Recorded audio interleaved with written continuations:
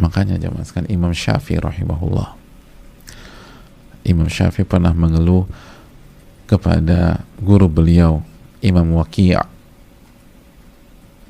Apa keluhan Imam Syafi'i? Kalau kita tuh ngeluh apa sih?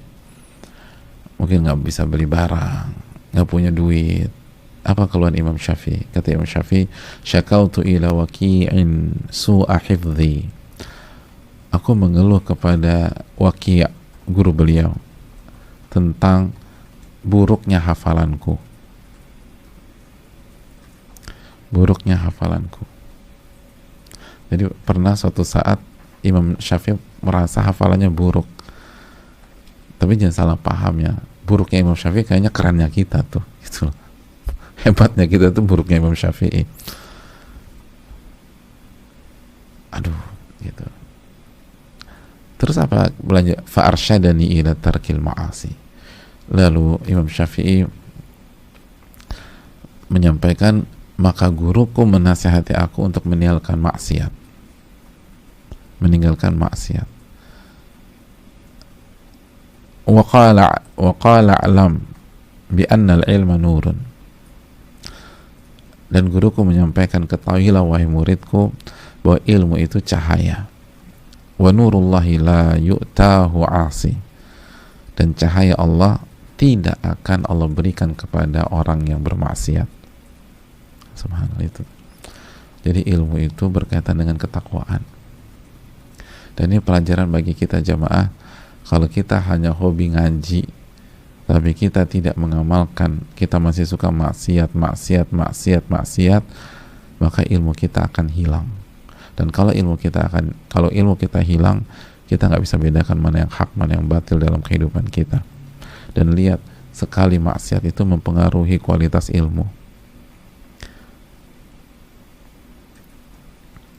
Dan diriwayatkan, kenapa Imam Syafi'i mengeluhkan hal ini? Beliau tuh lagi jalan, terus nggak sengaja melihat betis seorang wanita yang tersingkap. Nggak sengaja nih, betisnya tersingkap nggak sengaja. Beliau pandangannya lagi kebetulan ke arah sana, nggak sengaja. Itu aja beliau merasa hafalan beliau kualitasnya berkurang.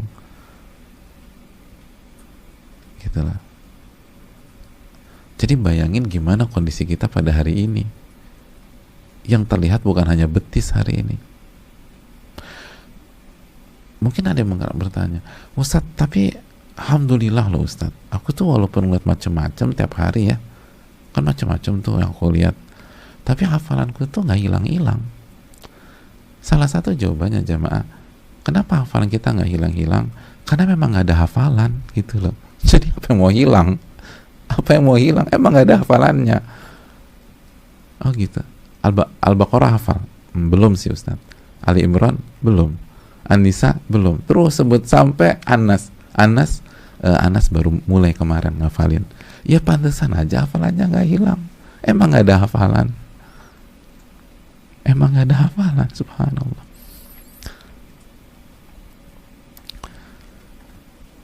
Ini masalahnya. Tapi kalau kita punya ilmu pasti pengaruh. Dan kalau hafalan secara konten gak hilang, berkahnya hilang, manfaatnya hilang.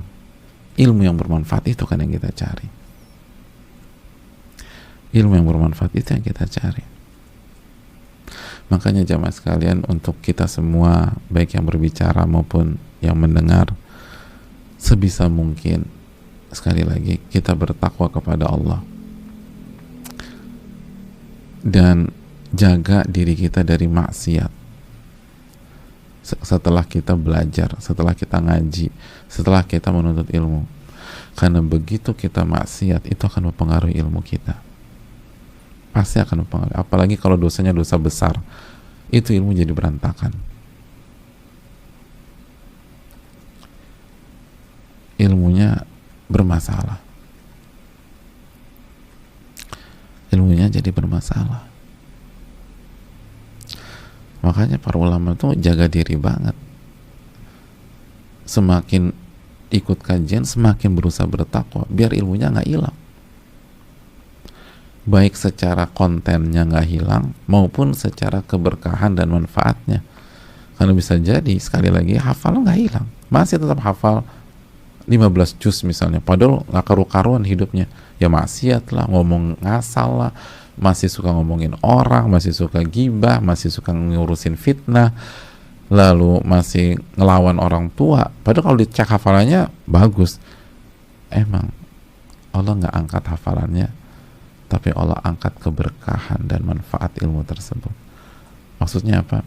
Dia mungkin punya ilmu secara konten, tapi dia tidak bisa memanfaatkan ilmu dia, sehingga sikapnya 7 kali 24 jam nggak ada bedanya sama orang awam dan yang nggak pernah belajar dan ngaji. Jadi nggak ada bedanya. Dan orang kayak gitu nggak bisa membedakan mana yang hak, mana yang batil. Orang yang seperti itu nggak bisa membedakan mana yang benar, mana yang salah. Orang seperti itu tidak bisa membedakan mana yang bermanfaat, mana yang ngerusak, karena dia gayanya kayak orang awam udah. Makanya jaga maksiat, jaga diri dari maksiat.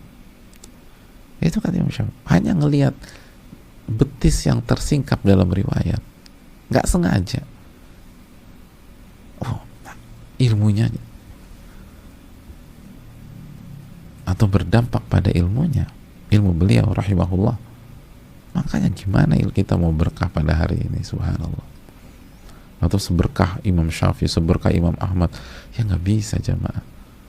Kondisi begini, udah gitu kita nggak menjaga diri lagi, kita jaga diri aja, susah. Sekarang mau tundukkan pandangan salah, mau ngelihat ke atas salah, kanan salah, kiri salah, ya terus mau merem, kan nggak bisa juga, susah. Kecuali yang dirahmati oleh Allah tentu saja. Maka ekstra harus berjuang. Makanya jaga diri dari kemaksiatan dan jalankan perintah. Jadi setiap habis ngaji atau misalnya kita ngaji pagi, ini hari ini dijaga, kerjakan perintah Allah sebaik mungkin dan jauhi larangan-larangan Allah agar kita bisa mendapatkan ilmu sebagai al-furqan yang membedakan mana yang benar, mana yang salah, yang hak dan yang batil. Ini yang perlu kita camkan bersama-sama.